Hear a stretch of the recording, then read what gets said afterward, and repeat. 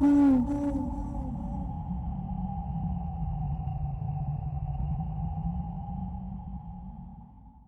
Biography of Ashurbanipal, the King of Assyria, Part 2. Battles.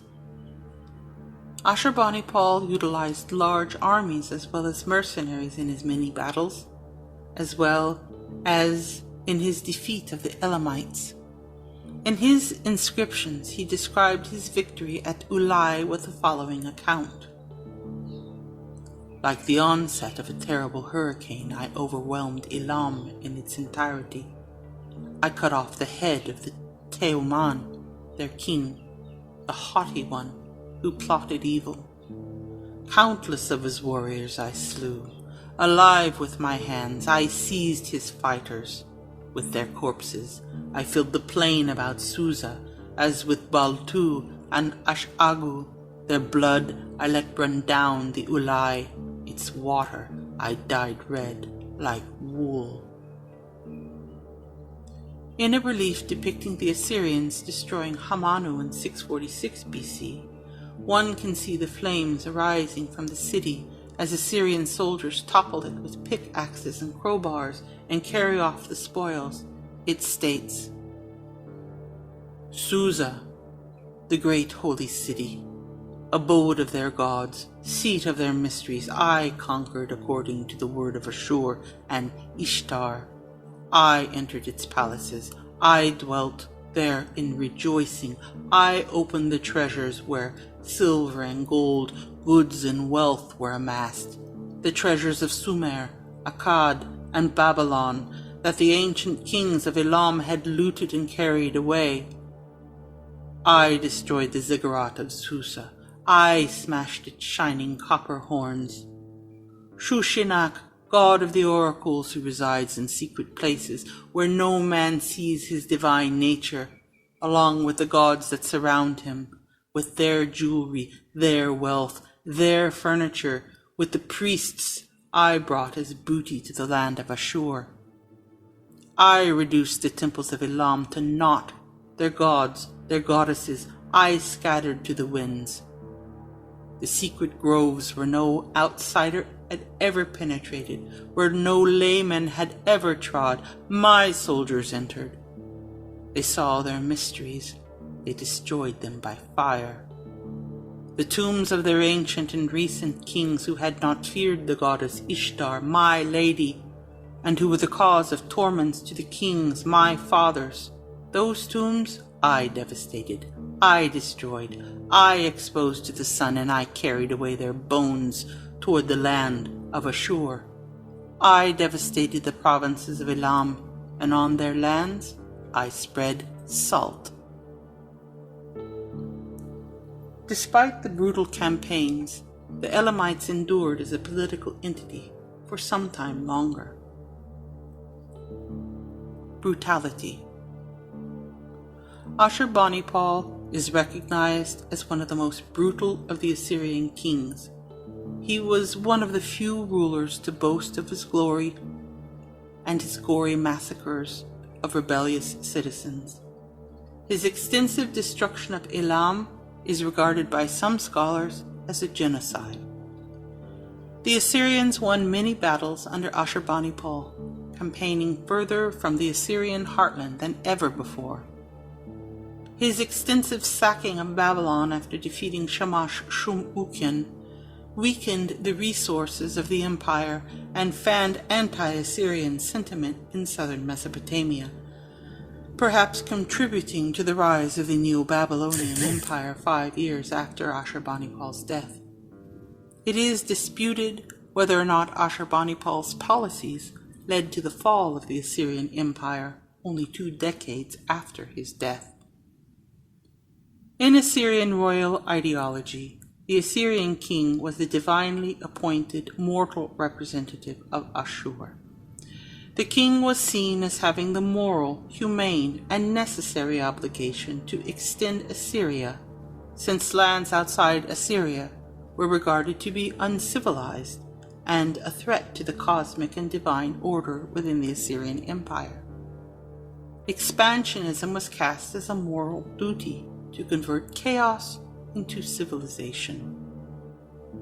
Because of the Assyrian king's role as Ashur's representative, resistance or rebellion against Assyrian rule was seen as fighting against divine will, which deserved punishment. Assyrian royal ideology perceived rebels as criminals against the divine world order. Therefore, the royal ideology could be used to justify enacting brutal punishments against Assyria's enemies. These levels of brutality and aggression varied considerably between kings, however, and strangely, modern scholars do not view ancient Assyria as an unusually brutal civilization. For instance, Sargon II, the founder of Ashurbanipal's dynasty, is recorded as forgiving and sparing defeated enemies on many occasions. In general, it is thought that kings only enacted brutal acts against enemy soldiers or elites, not against civilians. It is possible that Ashurbanipal's excessive brutality can be partially explained through his religious zealotry.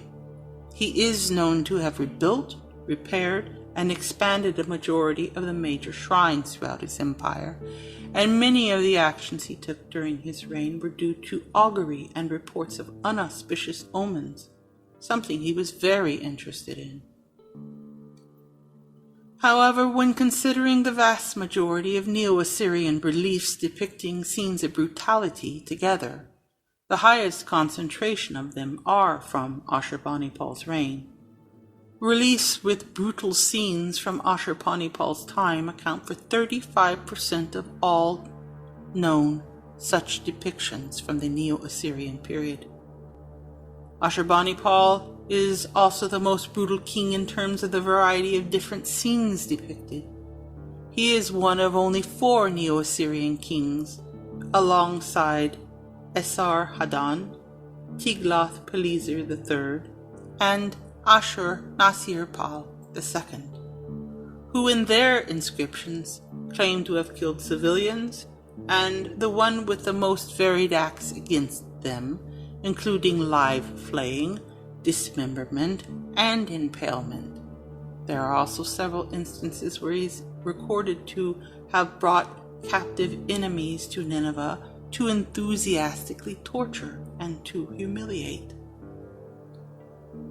Women were rarely depicted being harmed in Assyrian artwork, but Ashurbanipal's reliefs include some prominent exceptions to this rule. One of the reliefs from Ashurbanipal's palace in Nineveh, given the modern designation BM 124927, includes both dead female bodies and direct attacks against women. The middle part of the relief includes the most brutal act against the woman ever recorded in an Assyrian relief: soldiers ripping open the belly of a pregnant woman. Decline. Few historical sources remain for the last 30 years of the Assyrian Empire. There are no extant inscriptions of Ashurbanipal after 640 BCE, and the few surviving inscriptions of his successors contain only vague allusions to political matters. In Babylonia, there is almost total silence until around 625 BCE, when the chronicles resume. Many assume that the rapid downfall of the Assyrian Empire was formerly attributed to military defeat, although it's never been thoroughly proven.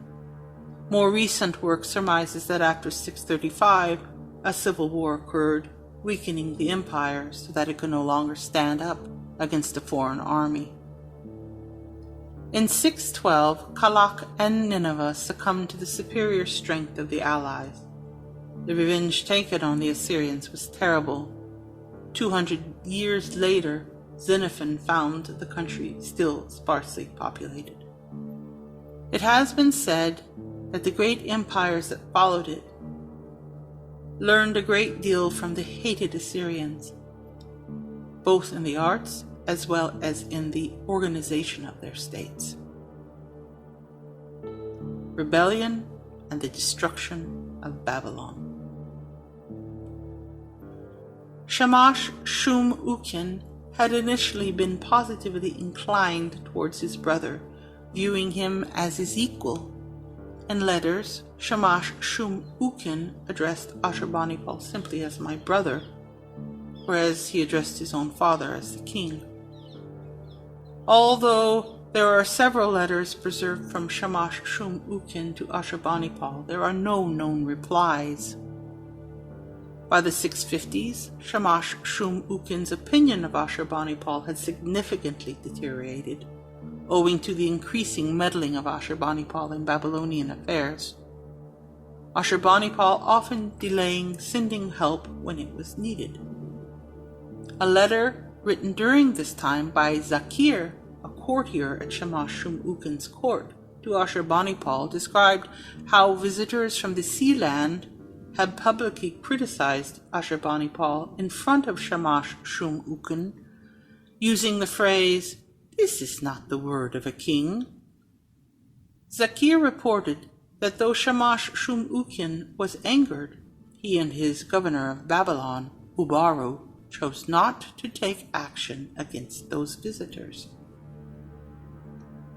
Aspiring to become independent and free Babylonia under his own rule, Shamash Shum Ukin revolted in 652. According to later Aramaic language legends, Ashurbanipal and Shamash Shum Ukin's sister, Sarua Etarat, attempted to intervene and stop the two from fighting. After the war broke out, the legends hold that she disappeared into self-imposed exile. The war between the brothers lasted for 3 years. Inscription evidence suggests that Shamash Shum Ukin addressed the citizens of Babylon to join him in his revolt.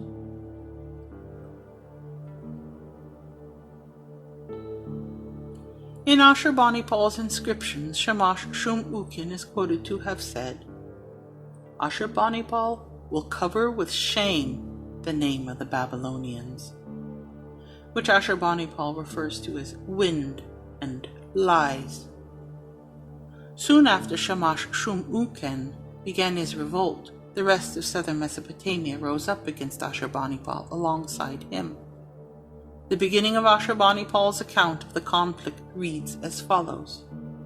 "In these days, Shamash Shum Ukin, the faithless brother of mine, whom I had treated well and had set up as a king of Babylon, every imaginable thing that kingship calls for I made and gave him. Soldiers, horses, chariots I equipped and put into his hands, cities, fields, plantations, together with the people who live therein. I gave him in larger numbers than my father had ordered. But he forgot this kindness I had shown him, and he planned evil. Outwardly with his lips he was speaking fair words, while inwardly in his heart he was designing murder. The Babylonians who had been loyal to Assyria and faithful vassals of mine, he deceived, speaking lies to them. According to the inscriptions of Ashurbanipal, Shamash Shum Ukin was very successful in finding allies. First and foremost, there were the Chaldeans, Arameans, and the other peoples of Babylonia. Then there were the Elamites, and lastly the kings of Gutihum, Amuru, and Meluha. Sadly, Shamash Shum Ukin failed to halt Ashurbanipal's advance. As the war progressed, his forces were slowly defeated, his allies diminished, and his lands were lost. By 650, the situation was very grim. During his siege of Babylon, Ashurbanipal entered the city during a period of famine. His account of the siege claimed that some of the citizens grew so hungry and desperate that they ate their own children. Having endured both starvation and disease, Babylon fell in 648, after a very long siege. The city was extensively plundered. According to his own inscriptions, Ashurbanipal initiated a bloodbath. He states, "The carved up bodies I fed to dogs, to pigs, to wolves, to eagles, to birds of the heavens, to fishes of the deep. At the time of the city's fall, a great fire also spread within Babylon.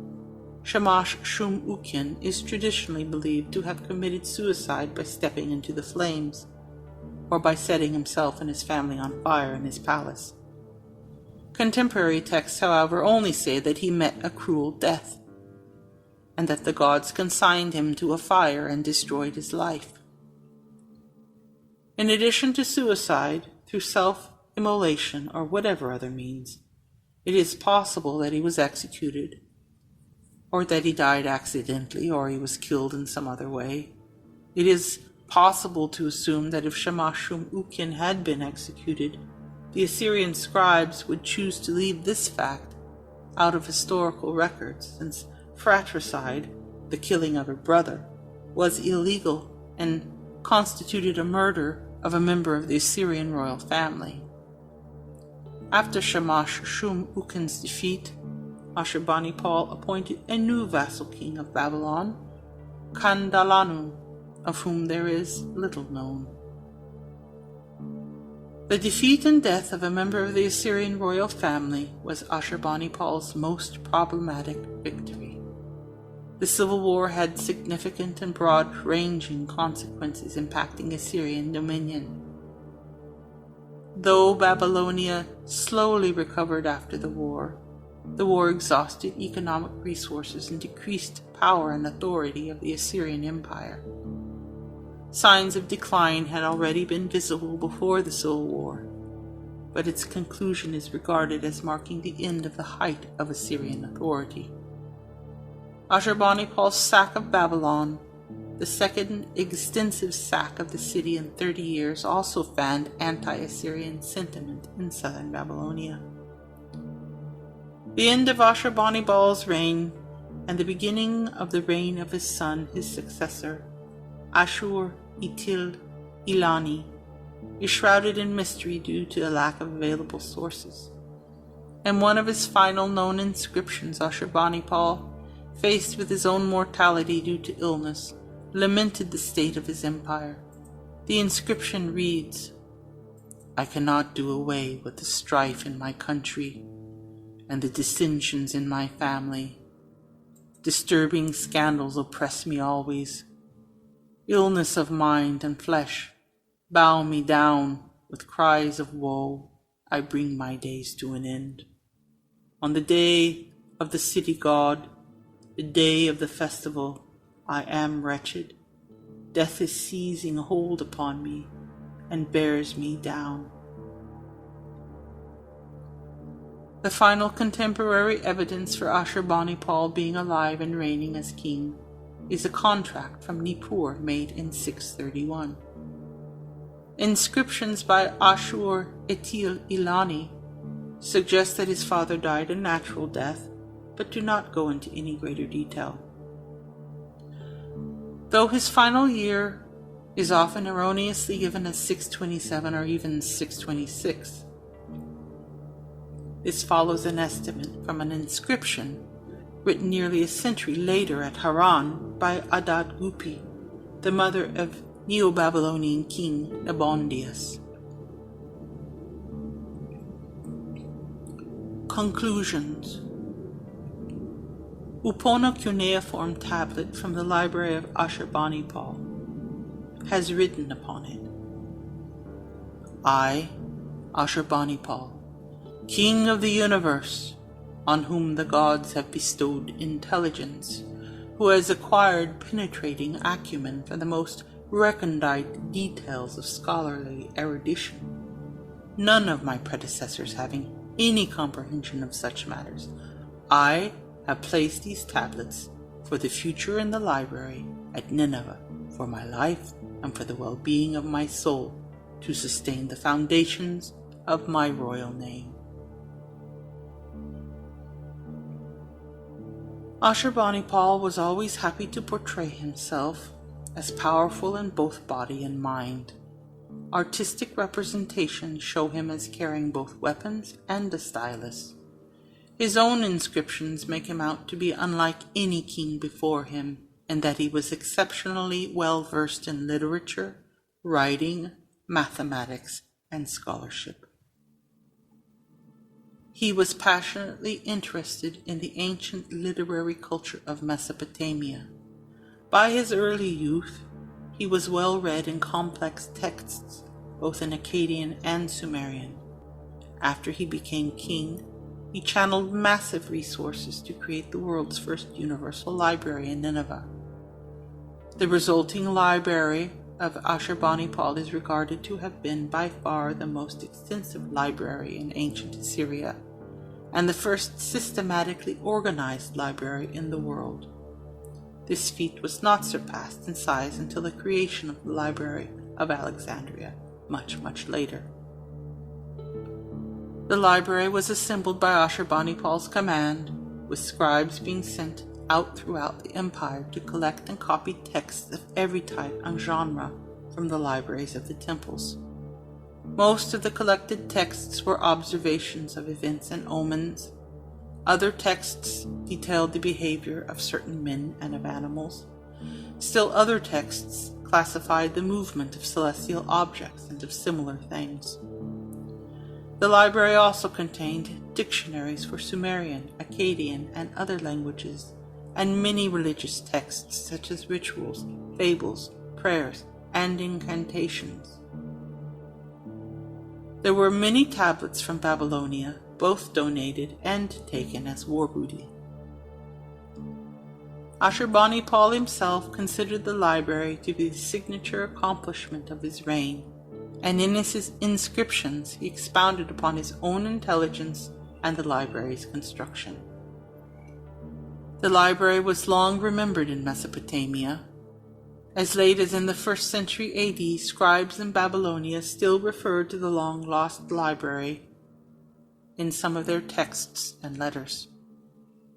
Most of the traditional Mesopotamian stories and tales known today, such as the Epic of Gilgamesh, the Enuma Elish, the Babylonian creation myth, Era, the myth of Etana, and the Epic of Anzu, are preserved because of this library.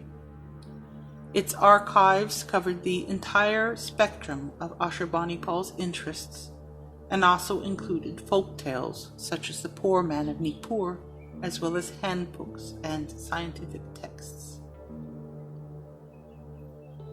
Legacy. Ashurbanipal has also been most commonly identified as the Assyrian king Nebuchadnezzar in the Book of Judith. He is almost certainly identifiable with the figure Asnapper mentioned in the biblical book of Ezra. It is also either Esarhaddon or Ashurbanipal, who is the king of Assyria, mentioned in the book of 2 Chronicles. Ashurbanipal continued to appear in the folklore and literary tradition of northern Mesopotamia. The most prominent later legend of Sardanapalus was the long-lived Greco-Roman legend. The Sardanapalus legend conceives Ashurbanipal as, quote, more effeminate than a woman, a lascivious and idle man, a governor who loathed all expressions of militarism and war. Greek views on Mesopotamia in general held that their kings were typically effeminate and dull despots incapable of securing the welfare of the people and their empires. The earliest known reference to Sardanapalus comes from the 5th century BCE histories of Herodotus, which includes a reference to the riches of Sardanapalus, king of Nineveh. Legendary tales in Aramaic based on the civil war between Ashurbanipal and Shamash-shum-ukin abound from the 3rd century BCE. The most elaborate and lengthy ancient text concerning Sardanapalus comes from the 1st century BCE Bibliotheca Historica of Diodorus Siculus. Siculus's portrayal of Sardanapalus as the king who was prone to living among women, dressing like them, using a soft voice like them, and engaging in other activities viewed as unnatural for Greek men. In Sicelus' account, Sardanapalus' satrap of Media, Arbaces, saw him mingling with women in the palace and quickly revolted, assaulting Nineveh together with a Babylonian priest, Balises. After failing to urge his soldiers to defend the city, Sardanapalus locks himself away in the palace chambers with treasures and concubines, and then he lights up a pyre, burning down the entire capital city and ending the Assyrian Empire.